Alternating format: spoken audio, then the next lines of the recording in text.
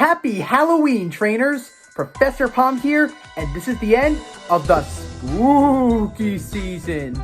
Throughout the month of October, we've covered some interesting Pokemon that really fit the theme of spooky. Well, today is Halloween, and I wish all of you out there a spooktacular October 31st. It's crazy that for the entire month of October, I didn't talk about a single Ghost Type Pokemon.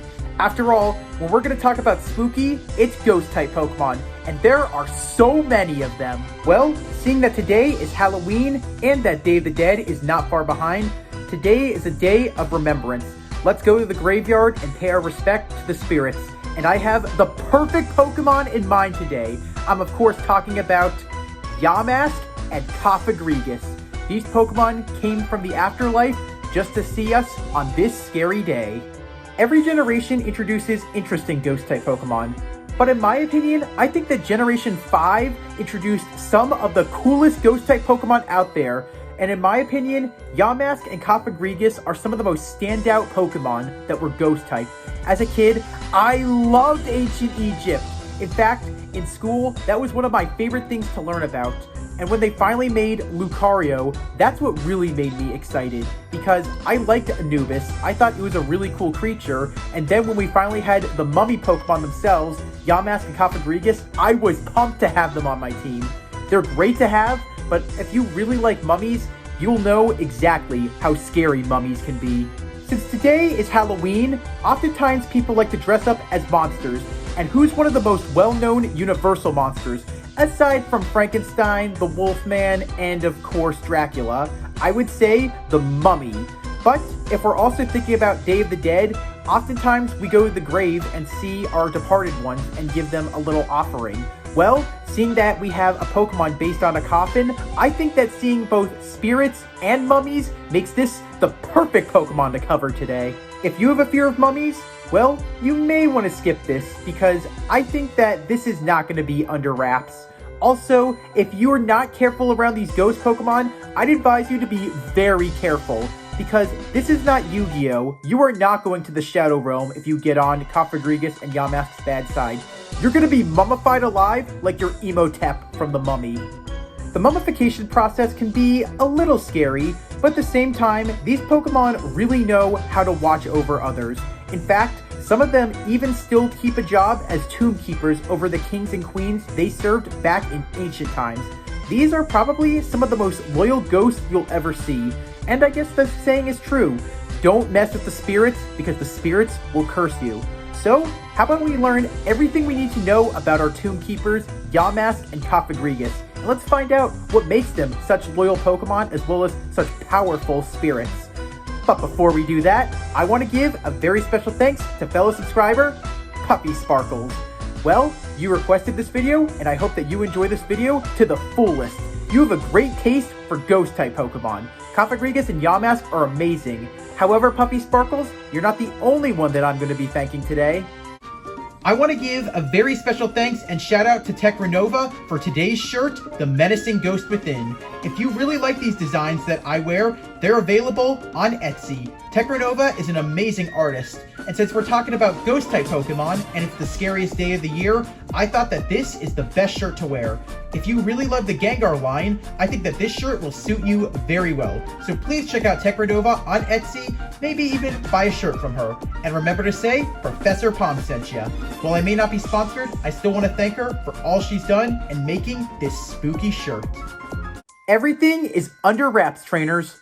Okay, yeah, I had to say it, because we're talking about mummies and spirits. Well, let's go into the afterlife and meet our ancestors, and maybe let's also say hello to the ones who have departed. So, lead the way with our little spirit itself, Yamask! Yamask the spirit Pokemon is based on Egyptian Ba, which is a person's soul typically depicted as a bird with a human head. Its overall body shape is similar to the Eye of Horus, and the mask on its tail is likely based on a death mask.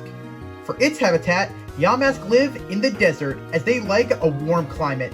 However, they often can be found living in tombs and ruins. As being spirits, they prefer to live in places with other lost souls. Every Yamask carries a mask on their tail. It's said that every one of these masks represents the face they had when they were once human.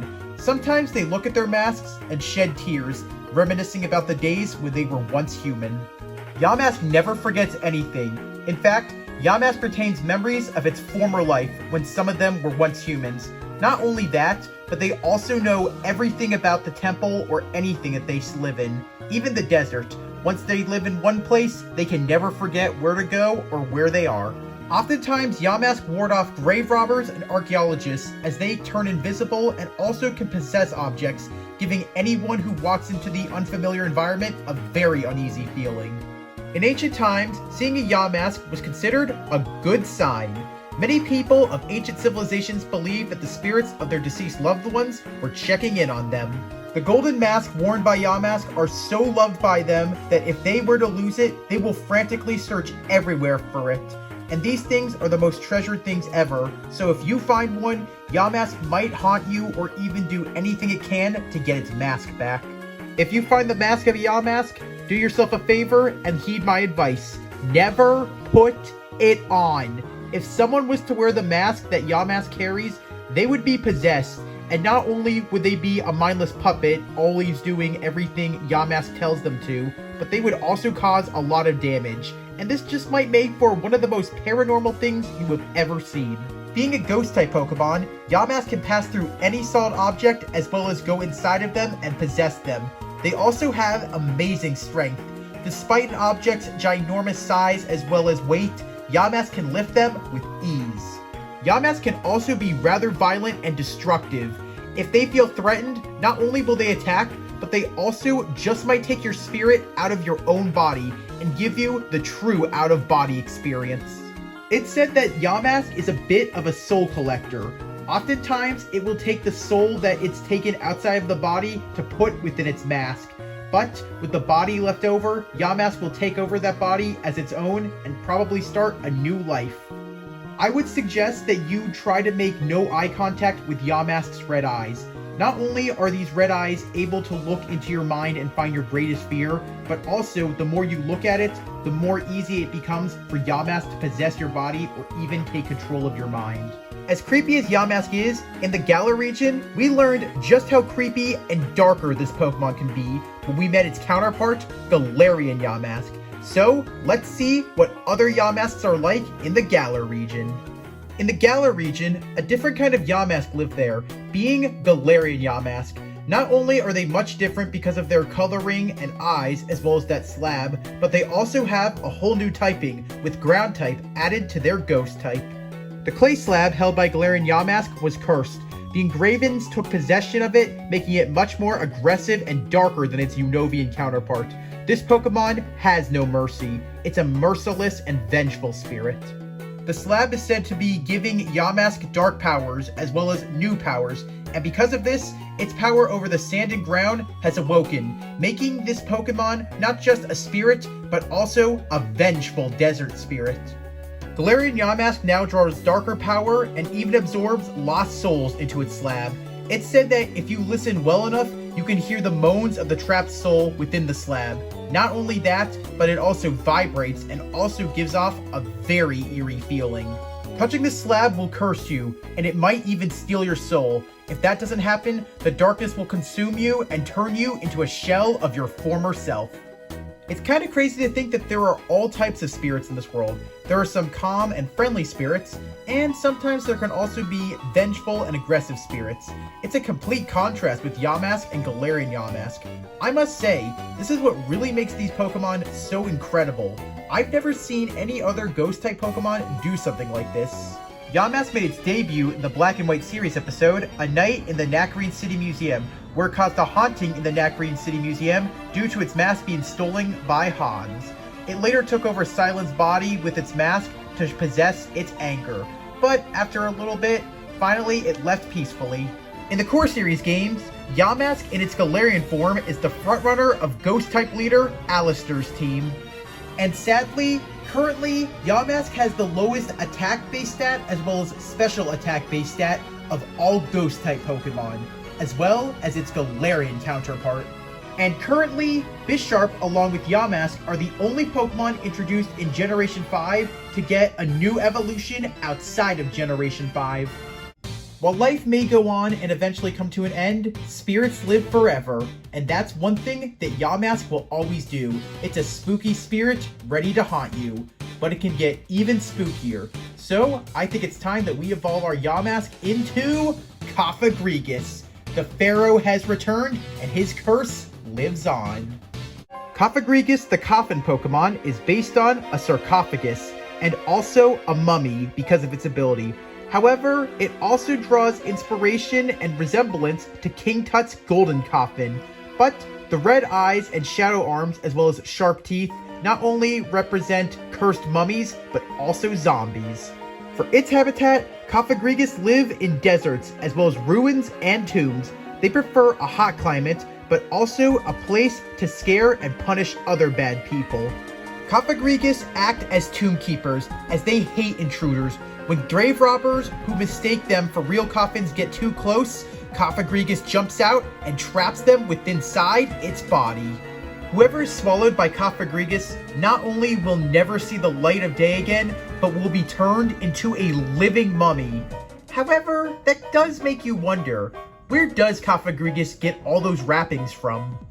Cofagrigus love gold. They love it so much that everything around them that's gold automatically makes them happy. And they have a diet of gold nuggets, gold plates, anything gold gets digested and devoured by them. Also, if you look at Cofagrigus, its teeth are very sharp that they can break gold bars into ribbons. Also, it's said that the gold that they digest actually becomes a part of their body. Other than loving gold as much as they do, Cofagrigus' bodies are made out of pure gold, and they're very heavy. Oh, and a sight to behold. But what makes them so unique is that every single Cofagrigus puts different markings on their coffin, and the most oldest of them all have hieroglyphics on them. If you were to go to tombs or ruins, you would see that there are many depictions of Cofagrigus decorating these ancient tombs. They are a symbol of wealth to kings of the bygone era, as so many kings always kept these Pokemon by their side. And it's even said that some Cofagrigus even served as bodyguards.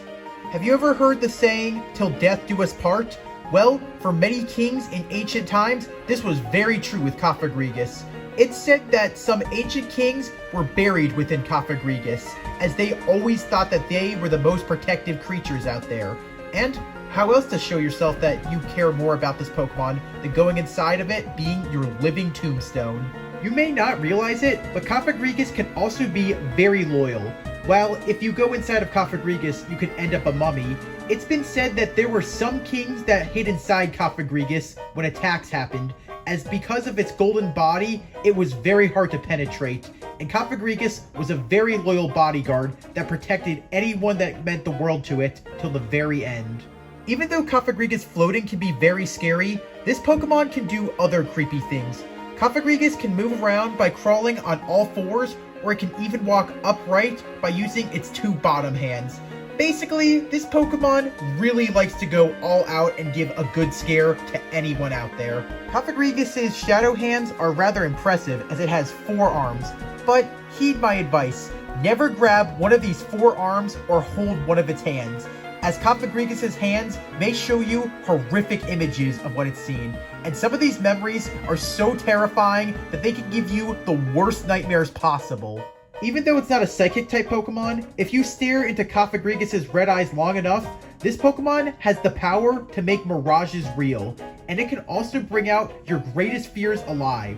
I guess you could say this Pokemon's bringing out the Mirage of Nightmare. With those 4 shadowy arms and that terrifying sarcophagus Cofagrigus is in, this Pokemon really is a fright to behold. However, it did get a distant relative in Generation 8 when they introduced Runerigus. Now, while these Pokemon are completely different, they are distant relatives. I think that we should learn everything we need to know about its distant relative, Runerigus. In the Galar region, Cofagrigus has a distant relative being Runerigus.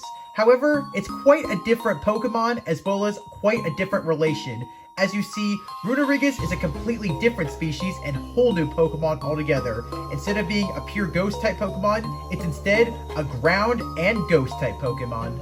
It's said that Runerigus came into existence because of a powerful curse was woven into a painting, and after the curse absorbed the spirit of a Yamask, the painting began to move and became this Pokemon. Runerigus can be rather violent, as they've been known to spread curses as well as take humans and Pokemon spirits out of their bodies. Oh, and these Pokemon oftentimes do this to treasure hunters and grave robbers in the tombs. So, if you're around Runerigus, you better watch out. Runerigus can also bring some incredible earth power, as it has the power to bring horrible sandstorms and earthquakes. This Pokemon may not be a mummy, but they oftentimes see it as the Ruin's Curse. As cool as Runerigus looks, heed my warnings and never touch its shadow body, or you'll be shown horrific memories left behind in the pictures carved into it. Getting yourself a Runerigus is unlike any other Pokemon. Unlike some Pokemon who use stones, friendship, trading, or you have to hold your system in a specific way to evolve it, Runerigus has the most craziest way out there. In order for your Galarian Yamask to evolve into Runerigus, you have to go to the rock formation at Dusty Bowl. But that's not all. It also requires to be hit with a move that does at least 49 HP to it. Wow, evolving this Pokemon is like beating a curse. It's not easy. Cofagrigus made its debut in the Black and White Rivals Destiny series episode, Explorers of Heroes Ruin, where it, with a bunch of other Cofagrigus and Sigilif, were the guardians of the Gold Darkstone. In the core series games, Cofagrigus is the frontrunner of Elite Four member Shoutouts, who specializes in Ghost Type. Since her Ghost Type team includes the four elements, Cofagrigus represents air. Also, Cofagrigus is the frontrunner for Getsis in both Black and White, and 2 years later in Black 2 and White 2.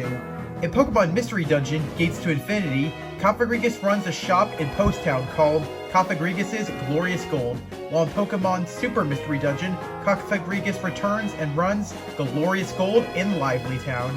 If you look very closely at Cofagrigus, you'll notice that it still has the Yamask mask on its head, showing that it still retains its humanity.